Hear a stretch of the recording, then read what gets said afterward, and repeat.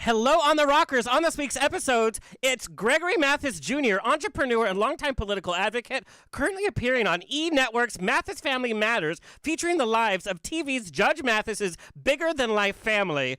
Greg is here to spill the tea in reality. Get it? With me, your favorite host with the sassy most. Raise a glass and let the drinks begin. It's On the Rocks.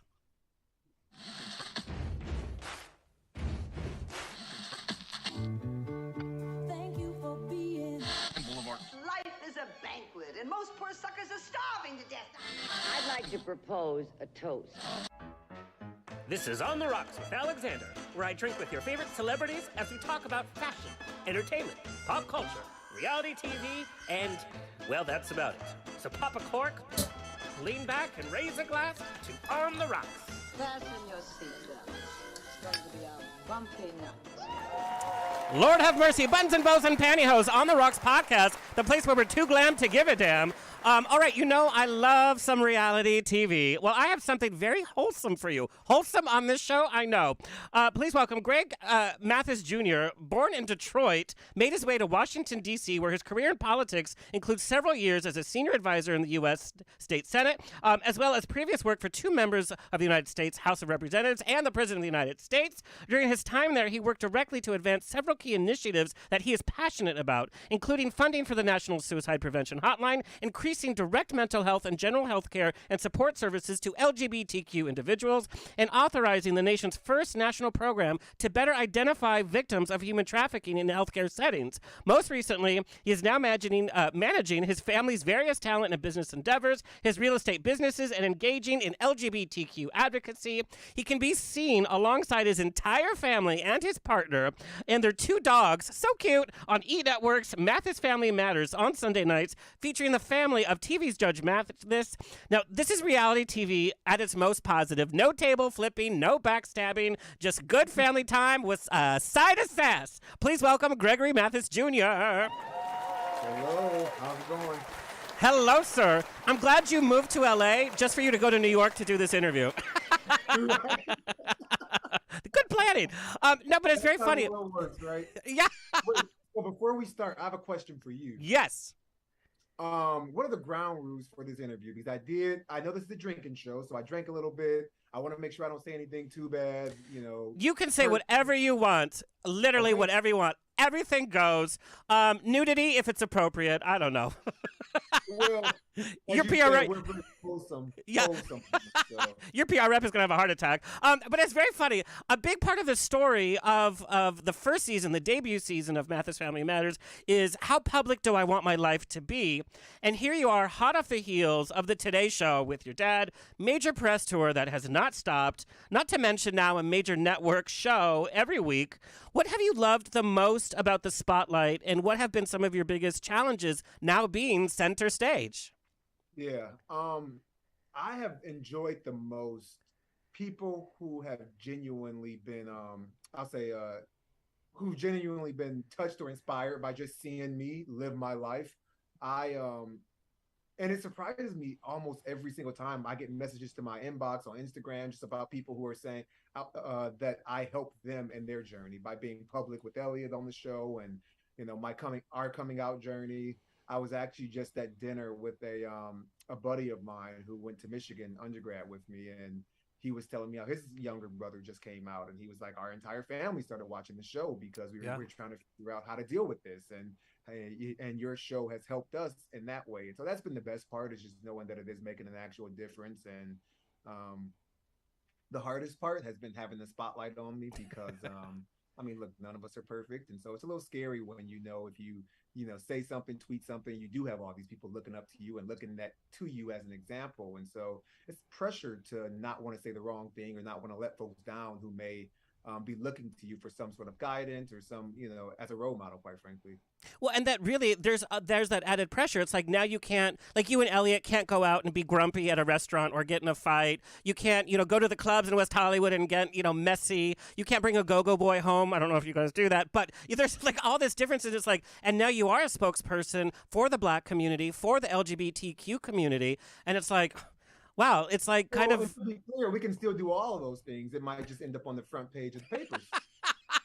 Well, yes, that is definitely true. Now, I want to know what inspired you to go into the political arena rather than, okay, I'm going to be a lawyer, I'm going to be a judge, or I'm going to get on TV. Why politics?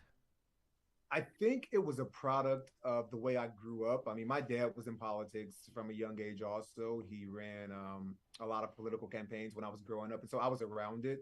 But also, when I was really young, I went to Detroit public schools up until about the age of, when did we up until sixth grade, and then we moved out and went to suburban schools. And I can remember even at that age, I saw the difference in the school districts. Mm. I saw the resources that were so disparate between like the suburban well-funded schools and the inner city schools, and it didn't make sense to me then. And I knew what the people who looked like that went to those different school districts as well. And so I always kind of had an eye for wanting to figure out how I could help other people. And that was like my first example. I'm like, well, wait a minute. Like, what can I do when I stopped going to inner city schools and went to suburban schools to help the kids that are still going to these inner city schools? And so I always had a little bit of a passion to just want to help people. And that really is the reason I started in politics. And yeah, so it was a passion from deep within, I would say.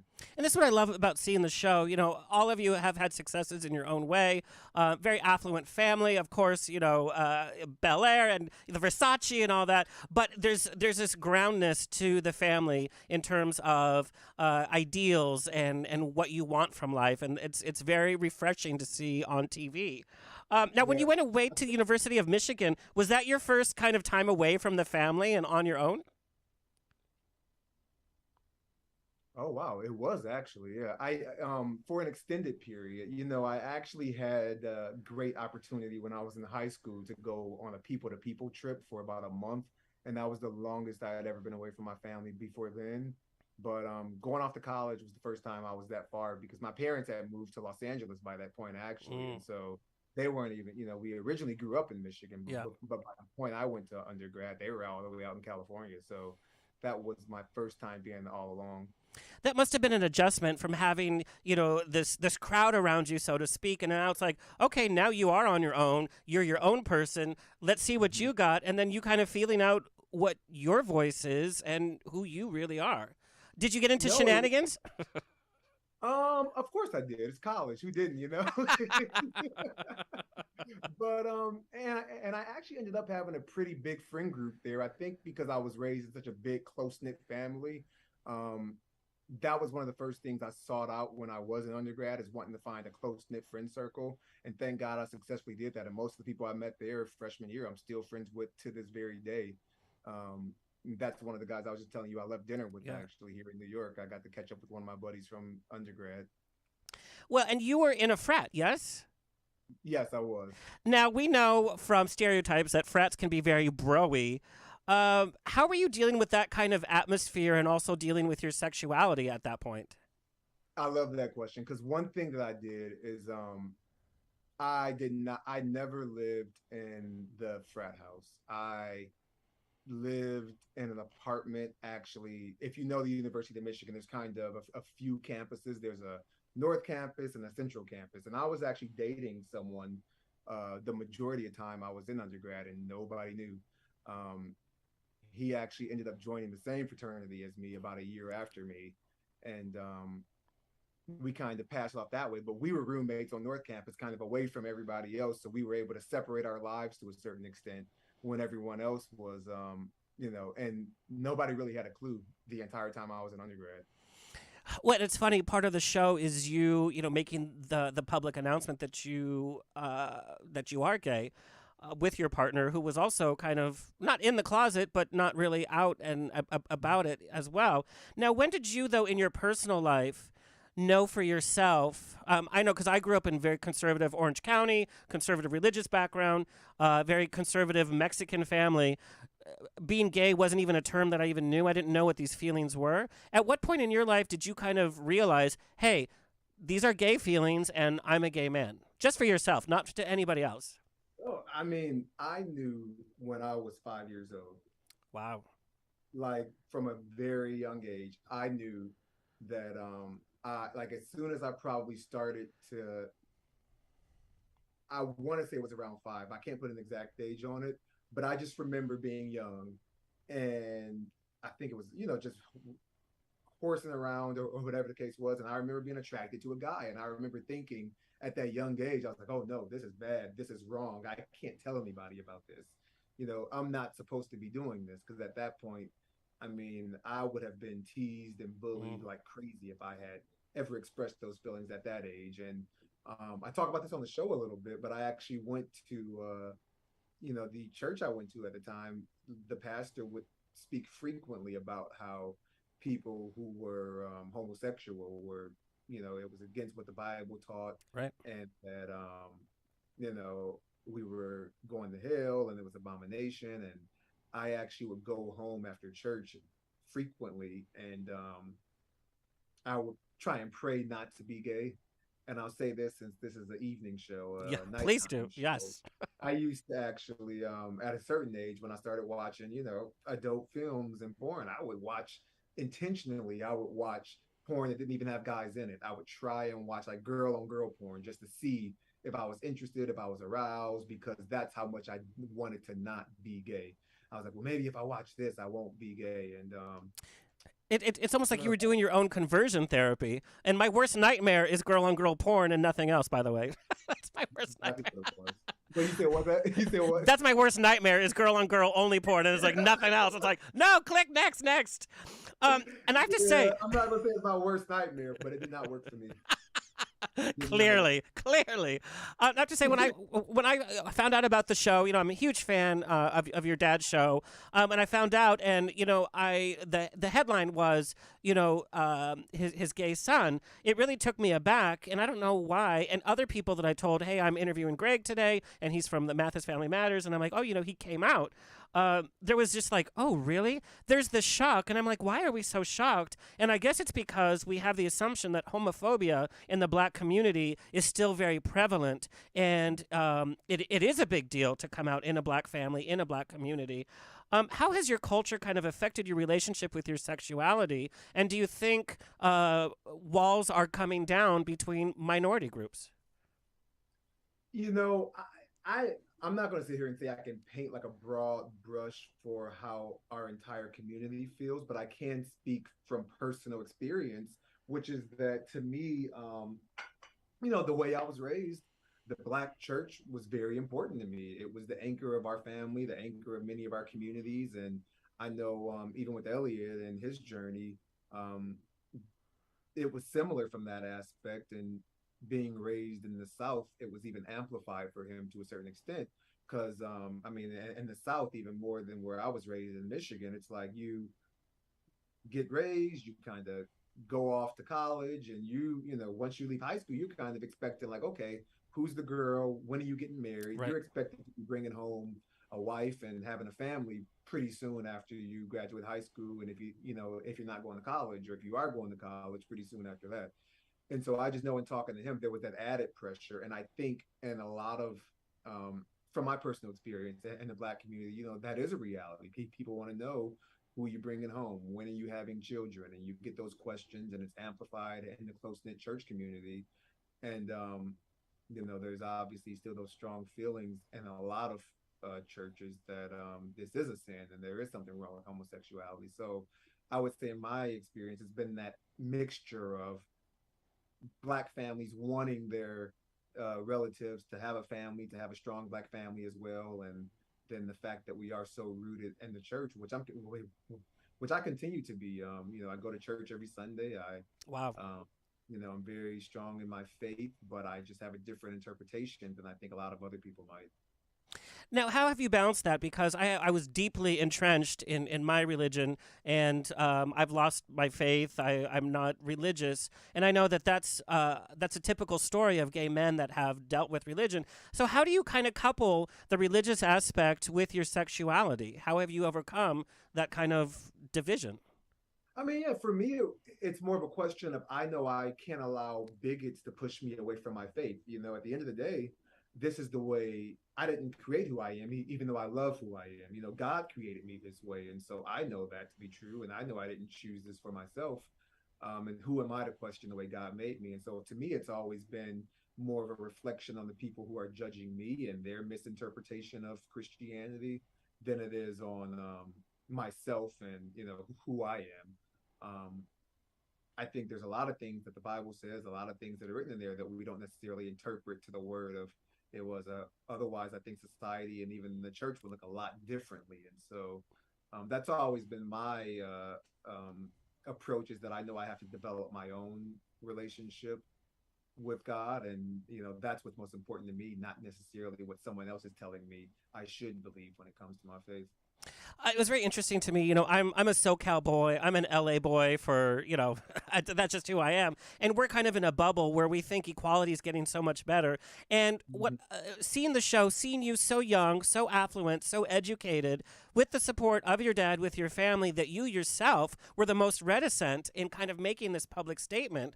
I'm like, wow, that's really an indication as to what's really going on in the nation and how certain LGBTQ individuals have this self-imposed kind of not shame, but like there is a fear in coming out. And I wanted to know from you, do you think that was propagated by your time in politics as well?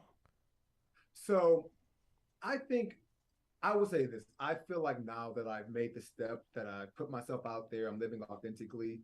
Um, I was probably more afraid than I should have been, because I would tell you the response to us coming out has been overwhelmingly, I mean, 98% positive. There's been, and the part that hasn't been positive are just the majority of like faceless internet trolls that Mm, always feel like they can say, right. whatever they want to say to people. And so the response has been overwhelmingly positive.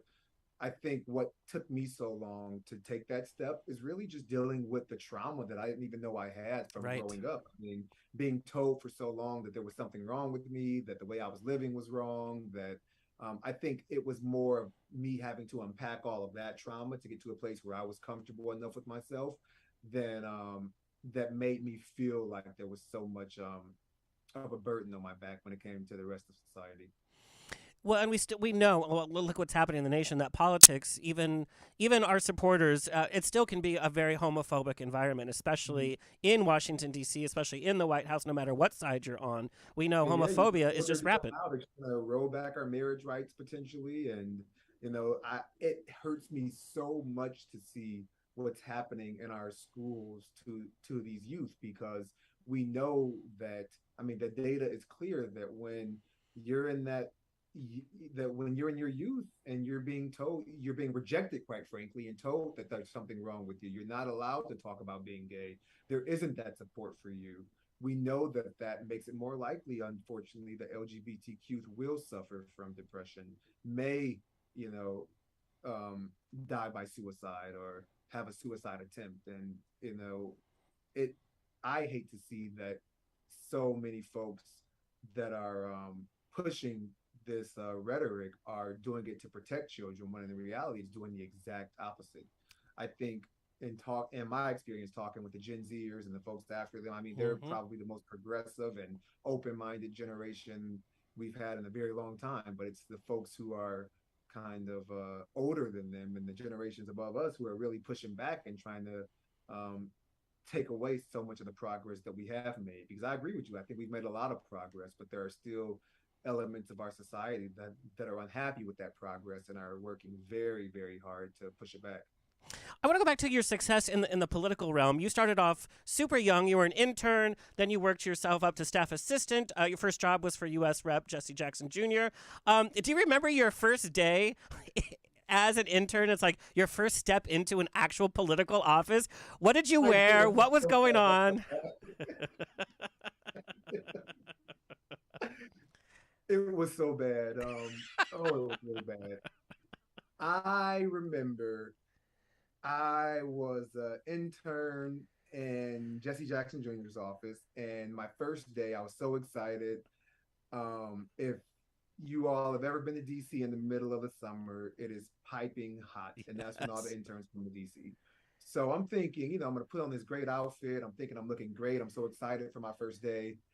And I mean, it just shows how naive I was at that time. I should have known better. But I put on, some nice shoes, and I put on a nice pair of what I think of nice khaki shorts with a nice polo, because they said we didn't have to wear a suit that day, but wear casual. So I'm thinking, khaki shorts, a nice polo shirt is casual. Um, I walk into the office and I got in so much trouble. The first thing they say is, "Why are you wearing shorts in the office?" And my face just dropped, and I was so embarrassed. It ended up being a great intern experience, but that always stands out to me because here I am walking in bright-eyed, bushy-tailed on my first day as an intern, and that's literally the first story I have. And they say, "You're lucky the chief of staff's not here because he would have sent you right home." But I'm gonna let you stay for the day. But don't ever wear shorts in the office again. Well, hey, your career certainly worked. What is one of your favorite political moments that happened during your political career? So my favorite moment was I was actually on the Senate floor the night that John McCain, or right off the Senate floor, the night that John McCain to voted no on repealing the Affordable Care Act. And I did a lot of domestic policy issues, and healthcare fell in my portfolio when I was working in the United States Senate. And that was a really special moment because I mean, we fought so hard for that. I worked on President Obama's reelection campaign in Ohio. That was probably one of my other best moments, is the night that we won Ohio. That was the last time the Democratic parties won Ohio, unfortunately. But that was a special moment. You know, we thought that the bill was going to get gutted. We were, you know, we had all types of emergency plans in place for what the heck we were going to do when all these people lost access to their healthcare coverage. I mean, it really would have decimated folks in a way that I don't think we could imagine, the fact of just having your healthcare ripped out from under you like that. And so that was definitely one of the best nights because it was so unexpected. We thought the law was gone for sure, and John McCain came in there and rest his soul, saved the day. And I mean, we partied like it was 1999 that night. Girl, you weren't even born in 1999. I don't know. Just kidding. You want to know how I know I was born? Because I remember when you remember Y2K? Yes, I do. Yes. I remember me and my brother, we were, I would have been 10 years old at that time, looking up at the sky, thinking the world was going to end. And then when the clock struck midnight and we saw the planes still flying in the sky, we were like, okay, I guess things are okay. Now, why did you leave politics? Working as entrenched as you were, why did you leave that? And would you ever run for office? Ooh. When I run for office, I would never say never to anything. And I mean, I wouldn't necessarily say I've left politics completely. I mean, I definitely still take my advocacy very seriously. But you know, I think everything has a season, and I'm excited for what is going to be next for me. I'm going to be able to really have an impact in a different way, both in my advocacy from the LGBTQ perspective, but I'm excited to get to work with my family on some projects. You know, obviously we have Mathis Family Matters on E, but also my dad has a production company, and I'm working with him on some projects that I think, you know, I'll bring a unique perspective to it with my background, both in the LGBTQ space, but also having a background in politics. And my brother has one as well. So I think I'm really excited for the opportunity to work with my family, but also to have an impact in a different way. I love that so much. I have such a love-hate relationship with labels. I can see how it helps a kid out in the middle of nowhere with a city with, no other gay people. But I also see the other side, such as, I have to say, most of the headlines about you and the show included your sexuality as part of the headline. Many of the media questions, what we're talking about right now, are that you and your dad have answered on the show are about your coming out. Does that get, and I don't mean this in a negative way, but does it get a little tiring? Like, yeah, I'm gay, yes, that's one piece of all this, but I'm all of this. Mm-hmm. So no, I love that question because and I'm not going to say it gets tiring, because one of the reasons I did want to do this show is because I know that putting myself out there in that particular way will help people and save a lot of lives. I think, even from the feedback I've heard and conversations I've had, I know it's really helping people to know or to see my story. I mean, representation is important, and I know how valuable it would have been to me growing up and on my journey to see someone like me on television, someone that was living their life authentically, someone that was open about their struggles with their sexuality and how difficult it was to get to this point, and how I'm still a work in progress. So I do appreciate the questions on that front. But to your point, and I talked about this on an interview, I think it was when I was on Daily Pop a bit back, but I said, now that that process is done, I'm excited to just get to living my life and, not having to kind of revisit that constantly. It's like, okay, I've come out of the closet. I Yeah. am who I am now, in season 2, season 3, future seasons of Mathis Family Matters. What I'm excited for the world to see is, yeah, I'm gay, but there's so much more to me than that. Like I talked about before, I'm going to be, I'm working on projects with my dad now, and we're going to have exciting things that we're doing. I mean, my Elliot is more than just being gay. He's an engineer and has an entire great career. And so I am really looking forward to people to get to see those different layers and get to know me in a different way than, to your point, just, the gay son of Judge Greg Mathis. Just to spill a little tea on my side, the show, Amir is like like the baby, whatever, or, everybody loves. And then you kind of stole the show, I have to say. That's just from my point of view. You don't have to say anything about it. But I was like, oh, we see where the show's focused on. Okay, we see you stealing the spotlight. Do you know what I am looking forward to most in season 2? Getting to know, no, let me think. It's not as deep as you think. It's seen more of Elliot's biceps. Girl, those guns, boom, boom. So more tank tops from you. Is what you Yes. said. That's your notes for season 2. More tank tops for Elliot. Now, I come from the reality TV world that I love Housewives, and I tend to like the drama, the trashier side of reality TV. Binge watching this the way that I've been able to. Like I said at the beginning of the show, there's no backstabbing. There's no family drama that's tearing you guys down. The drama is not really drama. It's like showing kind of the successes that you're working through and the obstacles that we all have to deal with and how you come through that as a family. It's so refreshing. But what made you say yes to a reality show? Because it's not just saying yes to a reality show. It's saying yes to, it's changed your life, like from where you're living to everything. So what made you say yes? And also, why do we need a show like Mathis Family Matters on TV right now? Yeah. So my younger brother, Amir, is, he's an executive producer. He worked on Steve Harvey's talk show for a while. It's done a number of other productions. And he came to our family with this concept. I can't remember exactly how long ago, but let's say, a few years ago. And at first, we were super reluctant to do it. Everybody was like, no, like, we're not putting our lives out there like that. But he came with a unique perspective of like, look, we have a super close knit family. Like, we have a lot of fun together. We love each other. And he ultimately convinced us that we had something to offer the world that was different than what we do see on TV.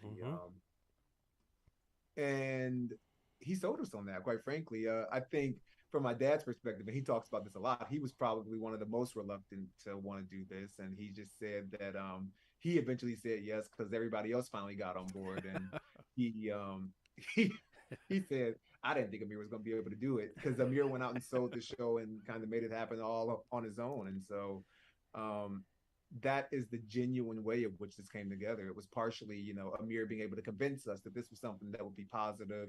It really gave us an opportunity to, just showcase a positive family. I'm not going to say we're perfect because we're not. We got our issues that we work through. We have things that we, go back and forth on. And I think that's healthy for the world to see also. But that was the big point, I think, that got most of us is that we just had something to offer that was slightly different than what you see on a lot of reality TV shows. For sure. Okay, quickly, you and Elliot have been together for 6+ years. Not just with the struggles of being a gay couple and then publicly coming out. Now it's all on camera, and now you're on this media tour. All eyes are on you. What kind of tips can you give? Because COVID was a testing time for a lot of relationships. It really was. And so I want your tips as a couple, how to maintain a healthy relationship for as long as you have, and also dealing with the outside pressures of the world, how you are working through that successfully. Yeah. So ours really came down to being able to communicate. And when I say that, it's not just, us telling each other how we feel about things, Right. but really communicating in a way that we're talking, but also listening to what the other person is trying to say and making sure we understand it and that we're being attentive to it. I mean, it's so communication, but also compromise. And I mean, Elliot and I are both open about this. It's like we haven't had the easiest road. It's been 6 years, but there were years where we were looking at each other like, I don't know if we're going to make it through this year. And so we really had to do the work to get to where we are today. And that included couples therapy that we did. I think that was maybe year 3 and 4 of our relationship where we did pretty intense couples therapy. And through that process, we got to the point of being able to communicate with each other, understanding what the other needed from, what he needed from me and what I needed from him. And when you can figure that out and you're willing to compromise and you can meet in the middle and really communicate in a way that's healthy and not toxic, I think that has been our key to a long relationship because, look, we're all different. We all have our wants, needs, desires, and we all get annoyed. We all get irritated. We have good days, bad days. And so for us, it's really been about how do we take care of each other? How do we communicate with each other? How do we communicate when we're not in the best place? And how do we ask for help? And that's really been the linchpin of us, is being able to support each other and rely on each other and just have that healthy communication. Well, in every relationship, whether it's with your family, whether it's with your best friend, whether it's with your partner, lover, whatever, there's always ups and downs. What I love is how your relationship was presented. You know, I think a lot of times we always see gay couples, whether it's a scripted or reality TV, we see the hyper version of what a relationship is, or a hyper version of this drama. And we see the relationship just as a regular, normal relationship, which it is. And so it's refreshing to see this kind of, it's part of the fabric that makes up this whole family. Yeah, and I'm really looking forward to sharing more of that with the world. I mean, I'm not going to lie, it feels, it can feel invasive at times, and it requires definitely a lot of vulnerability. But I think it's important to show because you don't see a lot of that, particularly when it comes to same-sex relationships. You don't see a lot of just what we try and put forth, which is ourselves. We're not trying to put on in a certain way. We try and be as open as we can and as honest as we can and authentic as we can. And I think that's important for folks to see. One thing I can say about the Mathis family, it seems like you guys are only drinking margaritas all the time. What's with margaritas? Well, tonight I got tequila soda. It's still, it's like a margarita light, but it's like, I know. It's like, damn, I want to hang out with them. Someone told one of us that tequila is the healthiest liquor to drink. It is. It's stuck. Yeah, it is. We all like being healthy. This tastes good. But the problem is, I think some of my family members didn't understand that tequila is not so healthy when you dump a bunch of sugar and make it a margarita. I know. And so that's why I try and stick with my tequila sodas, but every now and then I'll treat myself with a margarita. I'm like, oh, there's another margarita. Okay, finally, do you and Elliot watch reality TV? If so, what shows are you watching?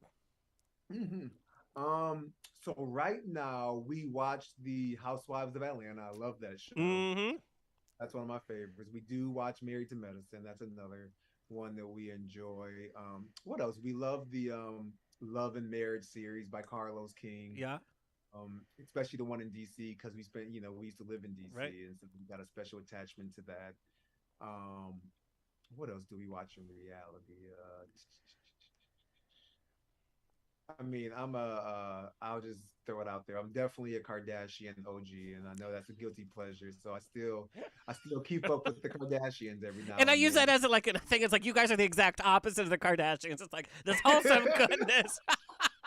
Still got the booties though. You like to see things that are a little different from you. You know. The only thing you guys share with the Kardashians are those booties. It's like booty, booty, booty, booty, left and right. Well, but never mind. I think I know what you're going to say. All right, Greg, give us your Real Housewife Atlanta tagline.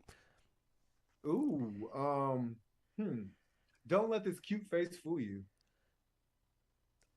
That's it? There's no punchline? I don't know. What I'm so bad at taglines. I love it. I love it so much. Thank you so much for spending time with us. The finale. After that. Yeah, and the finale of Mathis Family Matters is coming up, but you can binge watch all the episodes like I did, and it was such a joy. Where do you want people to find you and follow you? So I am Greg Mathis Jr., just Greg Mathis Jr. across all of my social media platforms. I'm on Instagram, Twitter. I'm most fun on TikTok, I think, and so check me out. Oh, just real fast. Your PR rep's going to kill me. I got so many questions, the same kind of question sent to me in different ways. How have your DMs changed since you've been on TV? And they're talking about, you guys are probably getting naughty DMs. I mean, 90% of them have been positive. They've been like, thank you for sharing your story. It's really helped me. It's been along that vein. But there are there's a good portion that I'm like, do you all not see that I'm in a full-on relationship? Like, do you all not see this big ass man that will take you to town if you say the wrong thing? Like, I think you need to. But I love it. And It's so like, I ignore those. I leave those unread because you know, thank God on Instagram you can see the beginning. oh yes, Of it. So yeah. those I just either delete or you scroll right by them.